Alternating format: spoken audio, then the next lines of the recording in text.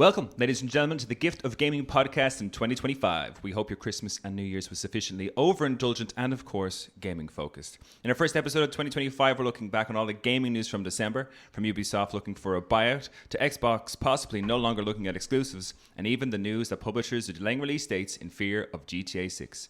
It's all here on a brand new year for the Gift of Gaming podcast.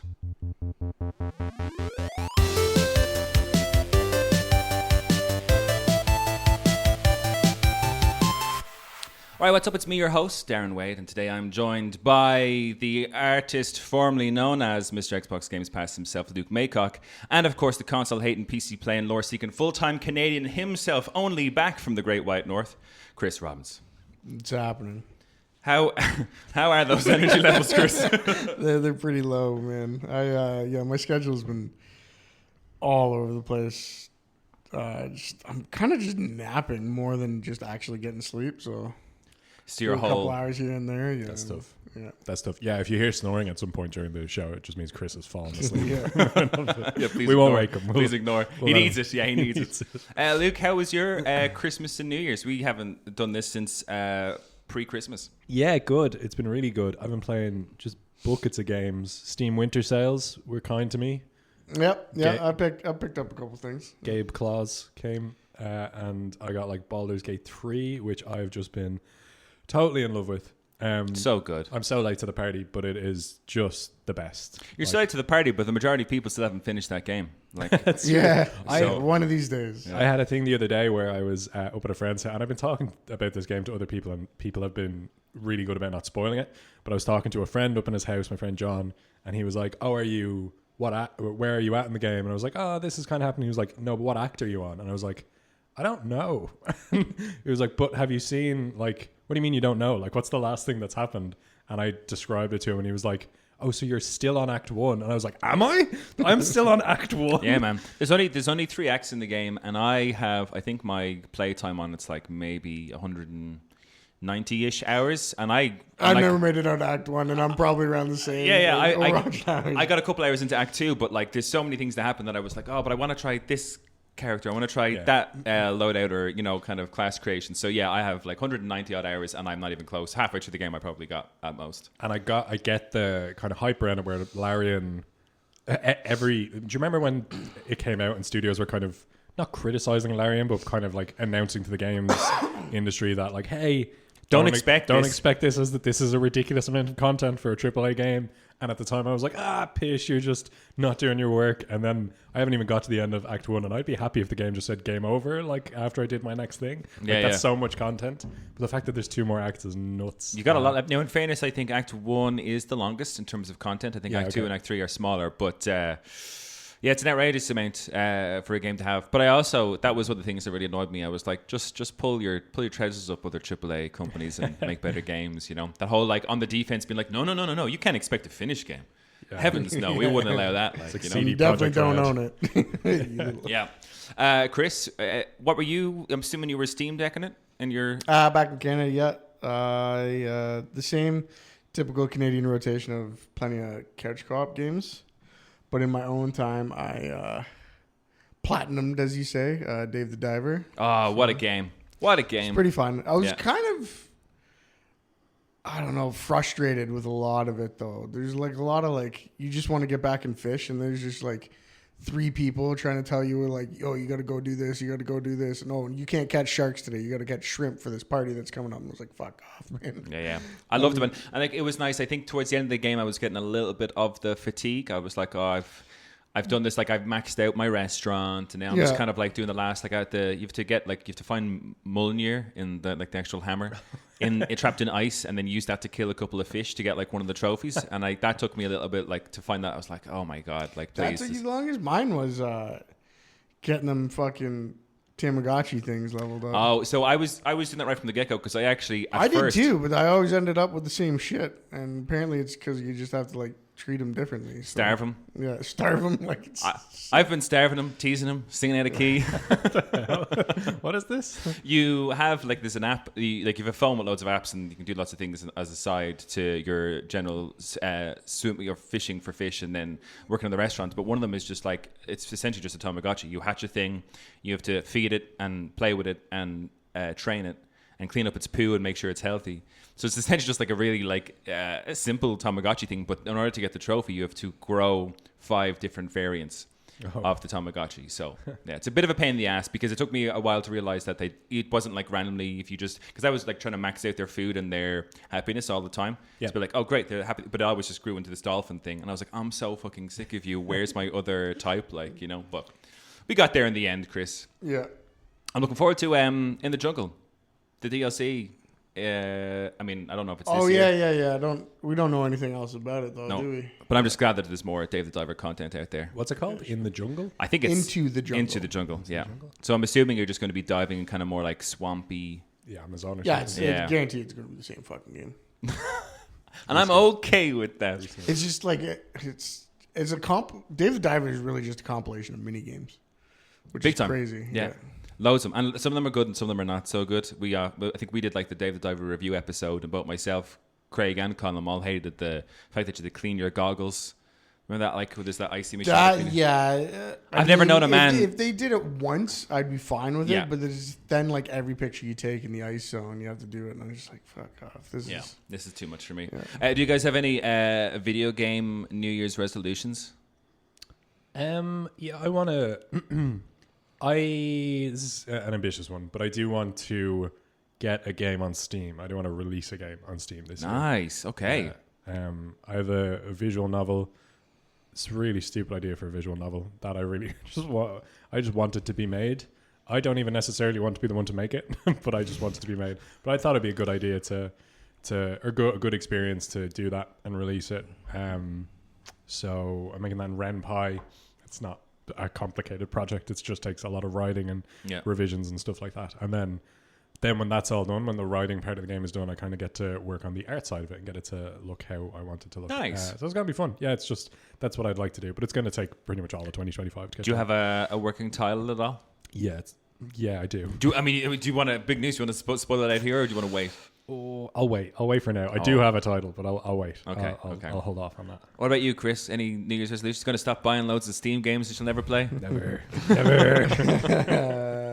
Fuck yeah! I just did that too. I bought that Shadow of War and Shadow of Mordor collection. Yeah. Yes. And actually, I haven't played those yet, but the other one I bought that I didn't think I was going to play, but I played it right away, was Hogwarts Legacy. What did you think? Kind of fun. I'm not far into it. I've only been to like the town once. Nice. Yeah, early on. And are you a Harry Potter fan? I don't think I've ever discussed Harry Potter with you. I mean, I like it. I like the idea of wizards and shit like that. Voldemort is cool as fuck, but the problem I have with the game is the same problem I have with Harry Potter. It's all a little juvenile. Like fucking 1,200 kids in the school and not a strand of facial hair between them. Yeah. Like, where's my wizard beards, man? Yeah. I demand a wizard beard.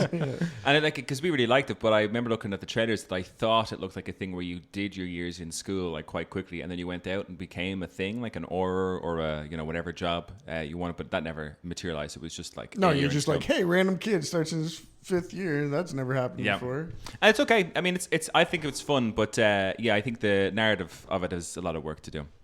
But John, we've got news to cover. News. December was pretty quiet. All that being told, like nothing happened really over Christmas or New Year's that I thought was newsworthy for our great podcast, But the first one I want to go to is Ubisoft shareholders are in talks over possible buyout terms, sources say. And I just want to caveat this whole podcast. A lot of the stories I've picked today are anonymous sources, so I don't know how much of this we can follow. But anytime I was looking at it, I was like, oh, these are the gossip edition of the essentially the tabloids. Yeah. So this is coming from Reuters by Amy Jo Crowley and Julie Zhu on December 6th. So, shareholders of Ubisoft Entertainment SA are considering how to structure a possible buyout of the Assassin's Creed video game maker without reducing the founding family's control. 2 people are familiar with the matter told Reuters. The Guillemot family, which is the largest and founding shareholder, has been in talks with Tencent and other investors in recent weeks about funding a management-led buyout of France's largest video games maker. The people said, speaking on condition of anonymity. However, the Guillemot family has indicated it would like to retain the control it has over the company, which also makes Just Dance, Far Cry, and Tom Clancy's video game series as part of a deal. They are getting people to buy them out, but they want Like to retain control. Like, they're just asking for money. Essentially, yeah. I mean, to me, that's like, good luck trying to sell that. Like, your decisions have obviously not gone very well that you're making to get the company to this point. It's like, no, come buy it, but we'll still make these terrible decisions.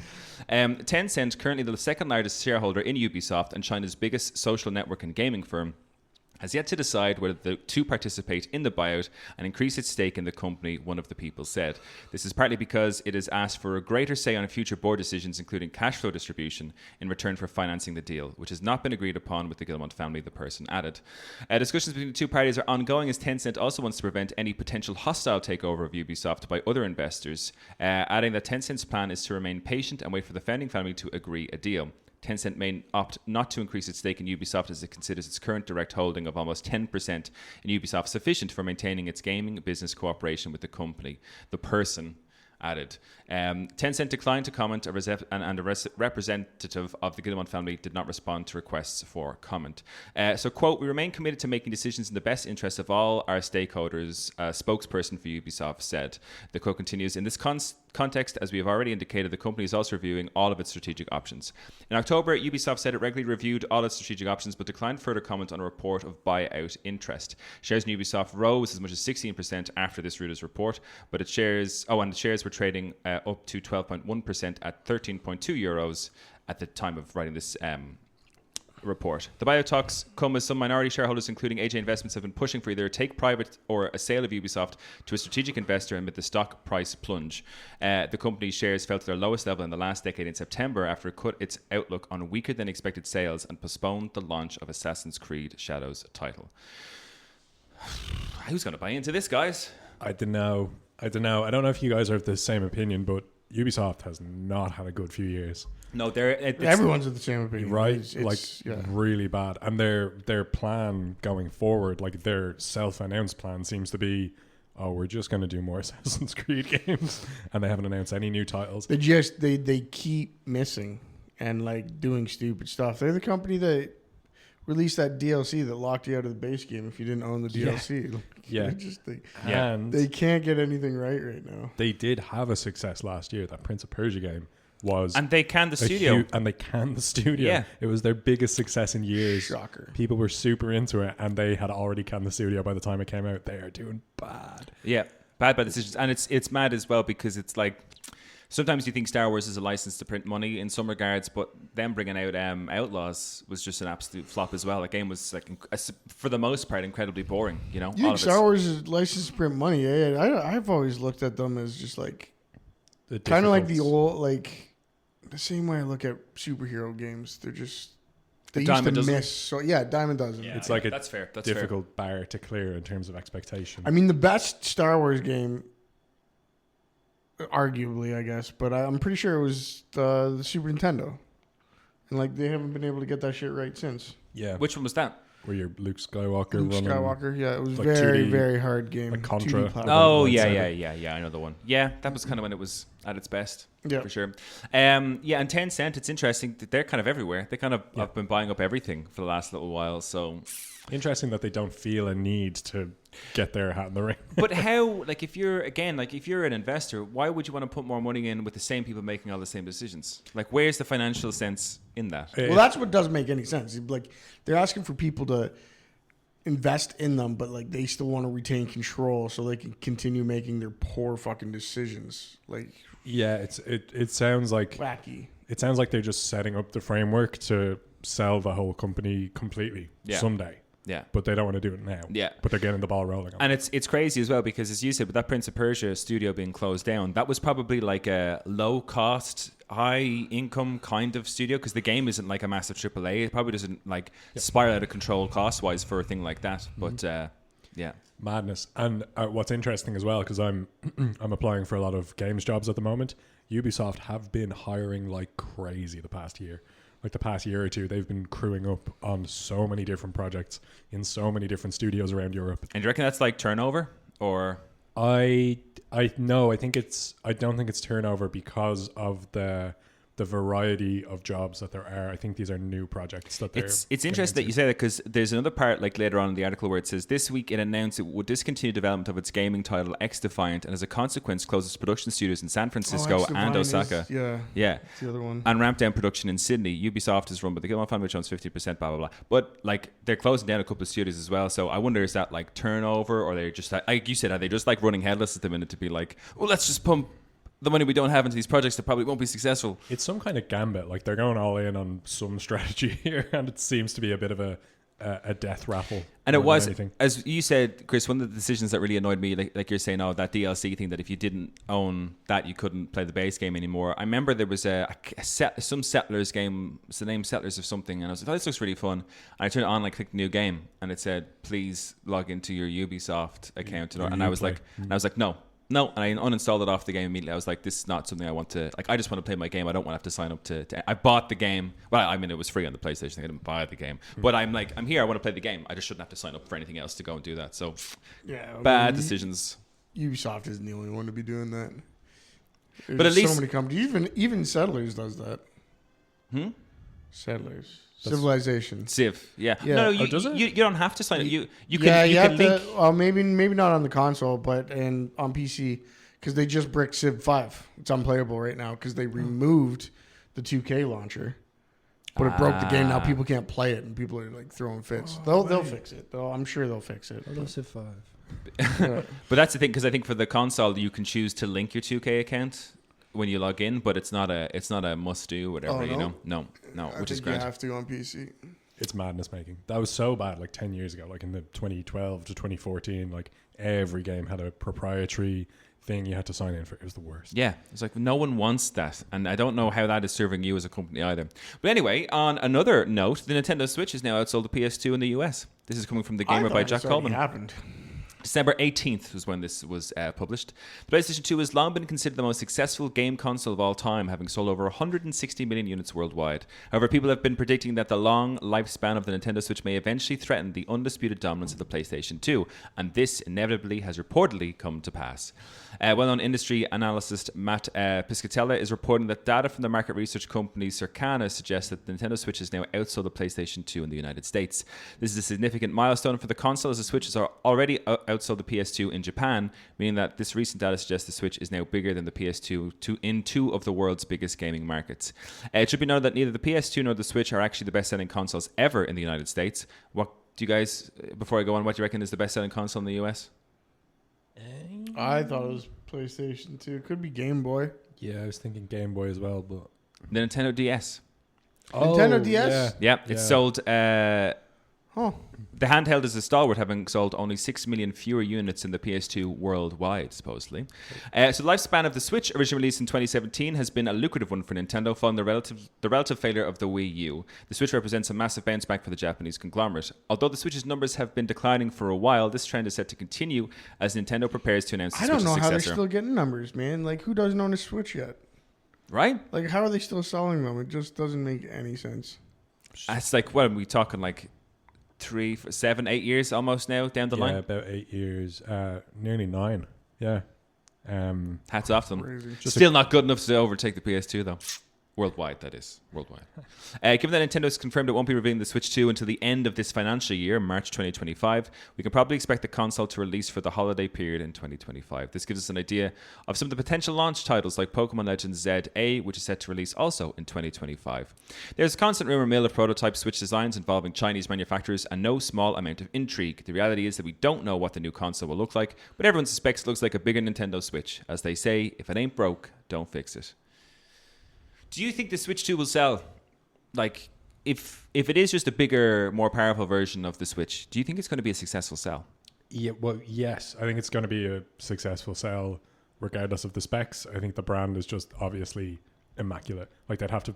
Like, in the same way the PS2 was such a good sell, the the PS3 sold really, really well, even though they messed up the price point and they messed up the release and all that kind of thing. It still sold amazingly. I was only looking at a thing today about like they did the inflation on all the console prices when they were come out, and the PlayStation 1 and PlayStation 3, if you were to buy them today, are the two most expensive consoles from the PlayStation side of things, which I thought was an interesting fact, because everyone's giving out about PS5 is so expensive, blah blah blah, but if you were to buy a PlayStation 1 in today's money, it would cost more than the PS5. Yeah, PS5 now costs the same as the PS3 did when it came out. I'm like, madness. Yeah. But I think it'll do well regardless. Whether or not there's a market for it, I don't know. I don't know if it's there'll be an initial burst, I think, regardless of like when the console comes out, because the Switch, Nintendo are doing so well, the Switch is doing so well. There's so much popularity. There's people who, like, to answer your question from earlier, Chris, a lot of the people who buy more Nintendo Switches are people who already have them and just want to Switch Lite.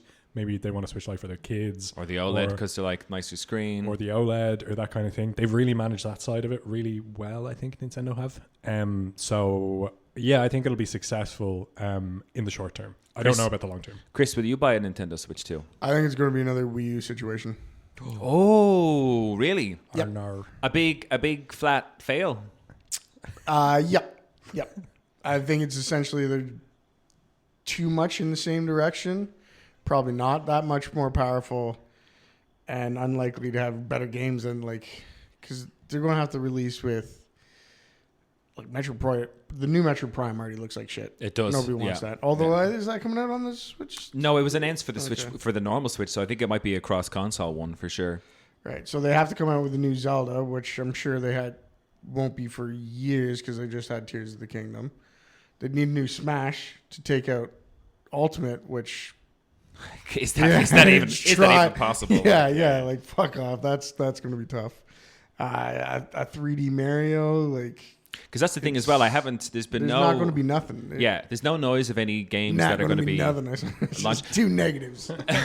But it's weird because that's the thing. I guess they'll announce it maybe in March is the expectation for when Nintendo will finally announce it. But my thing about it is what games are they going to announce? I haven't heard a pipe. And the last couple of Nintendo Directs have been like, yikes, we are shoveling the bottom of that barrel to get things out to the Switch. Yeah, so I think, just a side note, like the Switch is my favorite console, like hands down my favorite console. It's not my favorite ecosystem because the games are so expensive, but I love it so much as a console.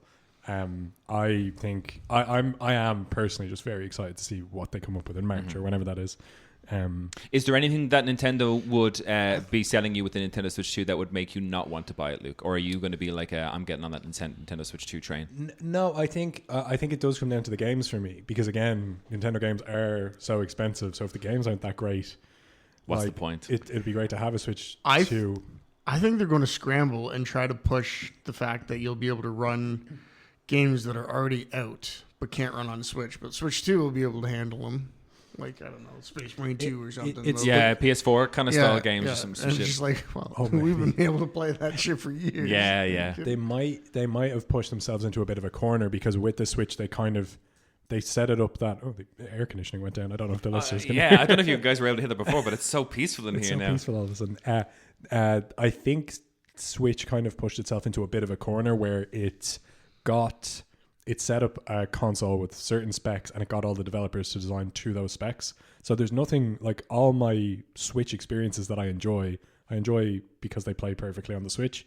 I don't need a more powerful console for that. You know? So it's a tricky one. There's a bit of a I think to do that. the one thing I'm interested in is that we got the reports. I think we covered it in like maybe November or something, where Sakurai has supposedly been working on this game for the last 2 or 3 years, and I'm like, do they have a big new IP to announce for the Nintendo Switch 2 that people are going to be like, damn, that looks great? Nintendo new IP. Do you don't think so, Chris? Think it'd be a new IP? I don't even think that's the right direction. Do you think just get a solo? Why not make more Zeldas, more Marios, more Smashes, more Mario Karts? Like, that's why people. That's, I mean, not the only reason, but that's probably the biggest seller. Big reason why you buy a Nintendo. That's why it's the only console I even own. Because I want them games, yo. What's the most new Nintendo IP? Is it Pikmin, or what is it? No, isn't it like one of those like No More Heroes or something like that? Isn't it? They did. I mean, I know she's already exists, but they did that like Peach standalone game, Princess Peach Showtime. But I mean, it's not an IP. No, I don't think so. I think Pikmin's like, probably like the No More Heroes kind of stuff. Is that pure Nintendo? Is it? Well, maybe not. I don't know. I can't say for sure. Let us know. giftofgamingpodcast@gmail.com. What about you? Do you think? I don't know. I think it depends on what it to me, I have to see the announcement. I think I'll make my decision when they announce it because okay, so you get an educated decision and you put us on the spot. You're damn right, Chris. I own this shit. What kind of podcast are you running here? No, I think I don't. At the minute, I don't know because like that, I'm leaning towards the fact that if it ain't broke, don't fix it. But like, if it ain't broke, why buy a new one? What could you possibly do from here? Yeah, exactly. So I was a bit disappointed when I saw some of the leaks of what it was expected to look like, and it's just essentially a Switch, just probably bigger, and it's got magnetized clip-on things instead of the slide ones. Like, wouldn't it be wild if the release game for the Switch 2 is Pal World? Oh wow! Nintendo just stabs the Pokemon company in the back. Yeah. Wow, that would be bad. I just don't think to me right now, I'm like, I need, as it stands, I'm like, I wish they kind of did go a bit more wacky, because it's kind of like historically, it's kind of like, hey, here's the Wii. We all love that. Here's the Wii U. It's more powerful. Oh, we all hate that. And it's the Switch. Hey, we love that Switch 2. It's just the same thing, more powerful. Like, no, we don't like that. It's I guess it's probably going to be the same thing. It has a dock and it's handheld, so that's going to be like convenient and things like that. But if they're not doing anything relatively new, like, I need to see the Nintendo Direct where they show that and they say, here's the launch lineup, and then I'll be able to say, you know what, that's really cool, or there is nothing here for most Nintendo gamers. And they have to make it backwards compatible with your digital games, because absolutely. I think that's been confirmed. I think even with your physical copies of games, I think the Switch 2 is backwards compatible. I think. But moving on from Nintendo, we go to Microsoft and Xbox, and Xbox may be done with permanent console exclusive. This is coming from Viraj Bhatnagar from Game Rant. A credible insider, here we go again, has claimed that Xbox might be relinquishing permanent console exclusivity going forward. 2024 marked a dramatic change in Xbox exclusivity strategy as Microsoft began publishing its first-party games on rival platforms PlayStation and Nintendo. And it seems the company's multi-platform efforts will only deepen as time goes on. Earlier this year, Xbox top brass announced that 4 of the platform holders' first-party games, namely Pentiment, Sea of Thieves, Grounded, and Hi-Fi Rush, will head to PlayStation and Nintendo consoles. This major strategic shift came as a huge shock to Xbox fans and was reportedly driven by internal pressure from Microsoft to recoup the $68.7 billion investment to acquire Activision Blizzard. Over the course of 2024, more Xbox... kind of money makes me fucking... It's crazy. It's crazy. I can't fathom it. No, I can't fathom it. Over the course of 2024, more Xbox first-party games were announced for PS5, such as Doom, The Dark Ages, and Indiana Jones and The Great Circle. The recent Game Awards 2024 show revealed that Obsidian's upcoming The Outer Worlds 2 will launch on PS5 day 1 next year, further casting doubt on Xbox plans for console exclusivity. To shed some light on the matter, reliable Microsoft insider Jez Corden recently took to Twitter to claim an unfortunate future for Xbox fans. According to Corden, the era of permanent Xbox exclusives is over, and previous upcoming Xbox console exclusives like Senua's Saga, Hellblade 2, Avowed, South of Midnight, etc. will make their way to PS5 and other competing platforms over time. As for why Xbox has yet to announce its remaining console exclusives for PS5, Corden said that the platform holder doesn't want to levy a mandate on first-party teams that aren't ready for multi-platform simultaneous development. This likely means that every Xbox first-party studio is in the process of developing PS5 and potentially Nintendo Switch 2 versions of its current and upcoming Series XS console exclusives. Corden's specific inclusion of simultaneous is also noteworthy, as it implies that every Xbox first-party game going forward might launch on PS5 day 1 and date alongside Series X, S, and PC. My one main question to you, does this spell the end of Halo in terms of future Halo games? Or do you think they will make Halo for everybody going forward? Like, are those kind of mascot games for the Xbox done? You asked me personally. I mean, you are previously the artist formerly known as Mr. Xbox. Given up that title. I'm no longer that man. I'm just a rogue vagabond. I don't have a country. He's a Steam Deck guy now. I'm a Steam Deck guy now. Love sniffing that shit. Sniffing those air vents. Is it the end of Halo? I'm not super optimistic for the future of Halo regardless. I don't know. I think Halo can be a great thing in future.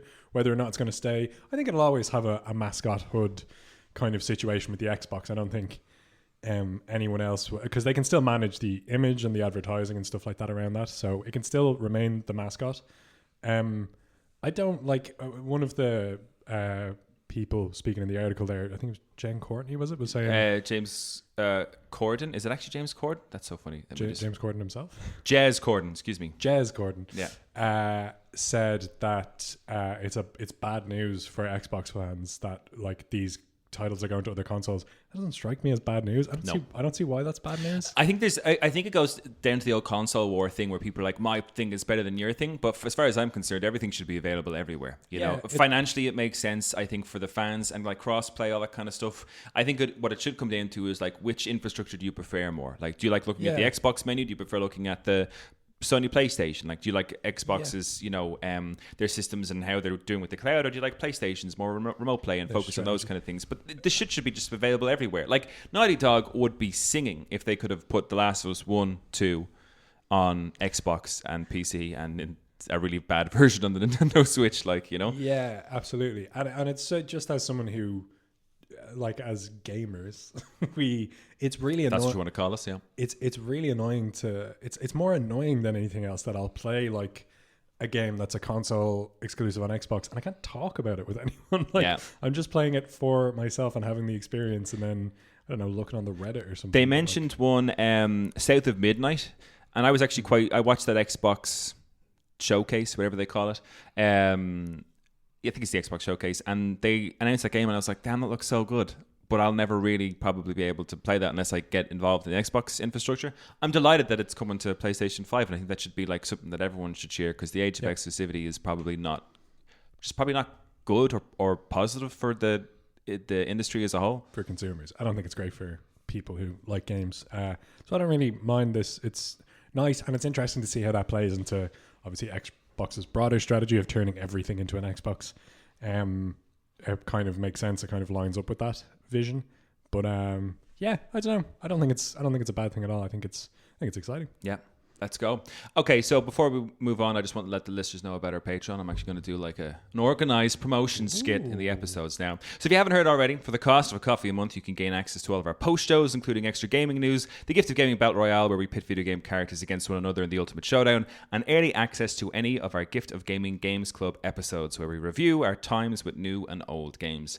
If you hop on now, there is over 80 episodes to listen to, so it's an absolute bargain. And your support helps us grow the podcast so we can bring you bigger and better content. Want to take a look or tell your mates? Keep enjoying the gift that is gaming.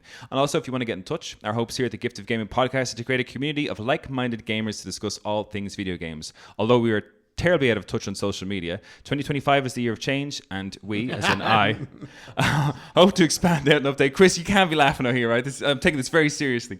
It's the year of change. I'm going to expand out and update you on all the social media classes like Instagram and X, although this will more likely be Blue Sky instead, because I don't want anything to do with X. In the meantime, why not send us your thoughts on our episodes as they come out? We love reading emails, and we're available at thegiftofgamingpodcast@gmail.com. Look forward to hearing from you all. Peace out. On with the episode, gentlemen. Thank you for allowing me to indulge in that horrible self-promotion. All good. You're not going to get involved in social media. Chris, I'm a new man. It's 2025, okay? It's not going to happen. Oh, well, you just wait and see. I'm going to have the best damn Instagram people have ever seen. It's going to be so hard. Publishers reportedly refuse to commit to 2025 until GTA 6 release date gets revealed. This is coming from Ryan Dinsdale and IGN. So Grand Theft Auto publisher Take-Two Interactive still haven't revealed the GTA 6 release date, and other publishers are reportedly refusing to commit to 2025 until they know they can avoid it.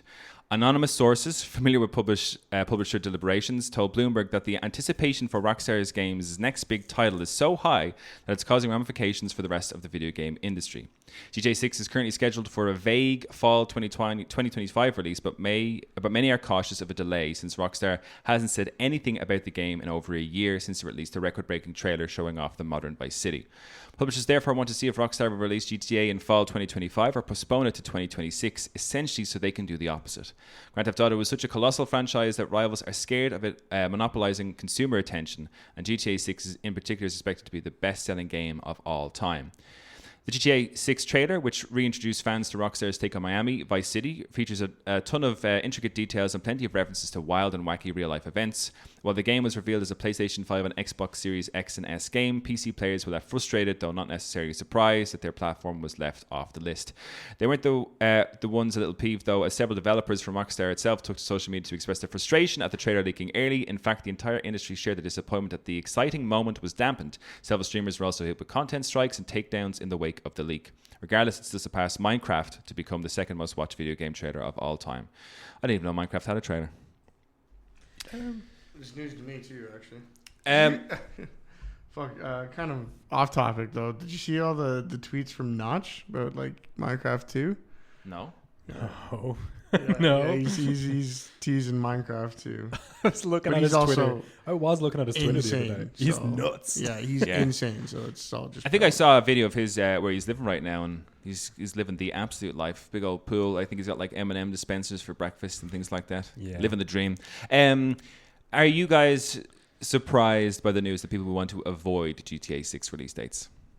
No, kind I of. think I'm actually surprised. This is kind of like the first time I've ever heard this. It just Well, Well, in terms of it definitely has effects. Like one of my favorite series is Horizon, and Horizon 1 came out in the same month or in the same couple of weeks as God of War 2018, and Horizon Zero Dawn 2 came out at the same time, I think, possibly as Baldur's Gate 3, thereabouts. It was another big game for Horizon 2, so it missed out, like it's a brilliant game, but never hit the heights it should have because what came out around it was so successful and like just swept under the rug, essentially. I don't know if that's even. It's still out though. It's not like it disappeared.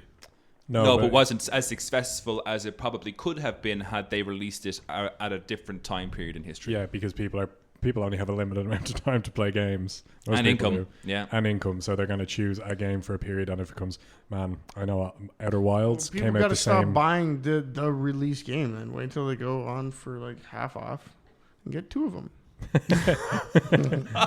I agree. That's how I buy games, but not everyone likes to. Is there any other game you can think of in recent history that probably would have had the same effect as GTA? Is that- Elden Ring.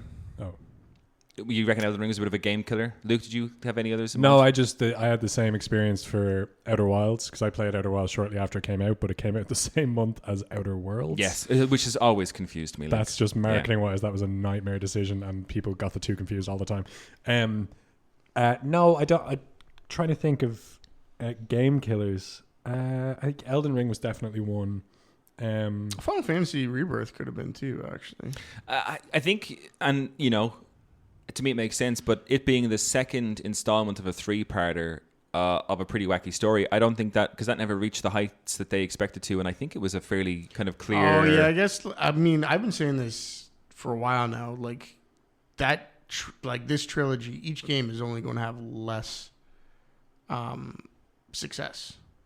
Because they're only going to lose people over time, I think. I don't think they'll gain. Like, nobody's going to jump in halfway, like, into the second installment. No, I don't think so. I think my hope for it is that when they announce the third one and the third one is complete, they'll see a surge in purchases for like 2 and 3. Because people were like, oh, hey, it's like the story's finished. I'll go and play it now. Because I'd always be very nervous about watching a TV show if I'm not aware that the last season's been made. Like lots of people trying to get me to watch Mindhunter because it's amazing. But Mindhunter, after season 2, was cancelled for season 3, never appeared again, and I'm like, that would frustrate the absolute hell out of me. Might come back someday. So they say. Yeah. And another one that happened was Outer Range was an Game Amazon. of Thrones and the King Killer Chronicles.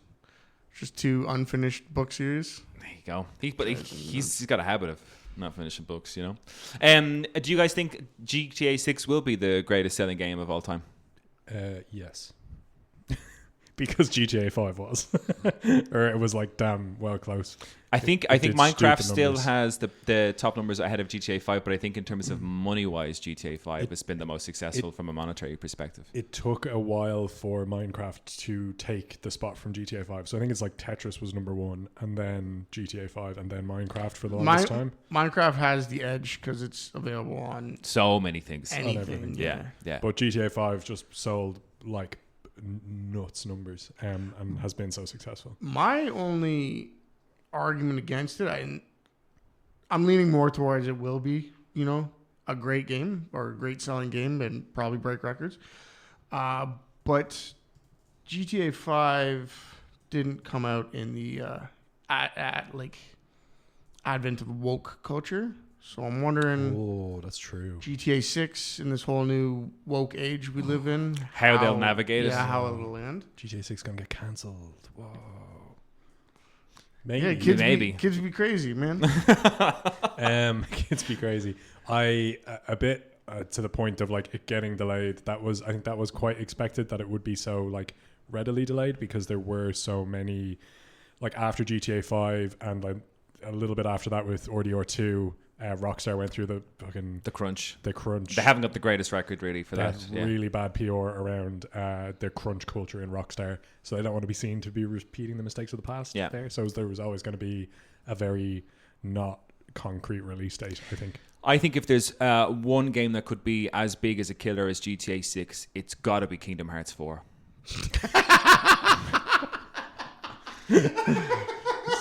This fucking guy and his jokes. How do you say that with a straight face? Because you clearly got to be joking. Yeah, I like to live my life in my own way. Kingdom Hearts 4. People are going to be so fucking confused. Like, there's going to be all these new kids that have never heard of Kingdom Hearts. We won't need woke culture for Kingdom Hearts 4 to get cancelled because people are like, what the fuck is going on? And so it's called Kingdom Hearts 4, but it's the 14th game Iterations. Yeah. So we'll go on to our last story for today, gentlemen. This is Wallace & Gromit studio Aardman is working on a Pokemon project. Wonderful. Cool. Coming from Charles Pullian Moore from The Verge. The studio behind Chicken Run and Shaun the Sheep is getting into the Pokemon business in 2027. Aardman Animation, the studio behind the Wallace & Gromit Chicken Run and Shaun the Sheep. I'm not saying that properly at all. Hang on. Behind the Wallace & Gromit Chicken Run and Shaun the Sheep franchises is working with the Pokemon Company International on a mysterious new project. In a surprising turn of events, TCPI and Aardman announced today that they're teaming up for a special project that's set to be released sometime in 2027. In a press release about the collaboration, TCP Marketing and Media VP Taito Okuro described it as a dream partnership for Pokemon. Aardman's managing director Sean Clark added that it was both a huge honor and privilege to be tasked with presenting the Pokemon world in a new way. Quote, bringing together Pokemon, the world's biggest entertainment brand, together with our love of craft, character and comedic storytelling feels incredibly exciting, Clark said. Aardman and TPCI share an emphasis on heritage and attention to detail, as well as putting our fans and audiences at the heart of what we do, which we know will steer us right as we together create charming, original and new stories for the audiences around the world, end quote. Aside from the projected release year, there aren't at all many details about what the collaboration is or how we'll be able to consume it. Clearly, stop motion claymation will be involved, but what's less obvious is whether this will end up being a movie, a series or perhaps a game, which wouldn't be a first for Aardman. This sort of team-up makes a lot of sense for TCPI after the success of Detective Pikachu and surprise delights like Pokemon Concierge. And the closer we get to 2027, it feels like there's a very strong chance this will be something that has people buzzing. I mean, did you guys see the new Wallace & Gromit movie? The one that came out this year? No. Vengeance Most Foul? A new one came out. Yeah, it came out in December. It was very good.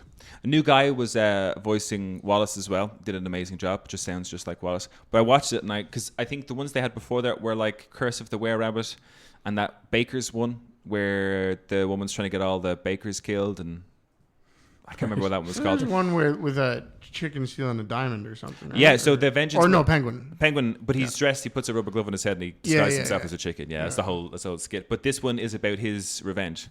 Oh, okay. So he comes back. Yeah, he was one of the most popular villains. Pants. Yeah. I'm really excited. I love Aardman. I love the things that they do. What would you most like to see? What format would you most like to see this in? What do you mean? Like a movie, a TV series, a video game? Oh, movie. A game would be wild. I don't know if I could, if that would be promising. You know, I'm not. I think I'd skip it. I think. I just want Wallace and Gromit comedy. I think in movie series. formats. Yeah. I think a TV series. Did either of you guys watch Pokemon Concierge? I did. Yep. No, but it looks beautiful. Oh, it was nice. It was quite chill. Yeah. Did you enjoy it, Chris? Yeah, quite a bit. It's quite easy watching. Yeah. Psyduck is the new mascot. After Detective Pikachu as well, he became super popular.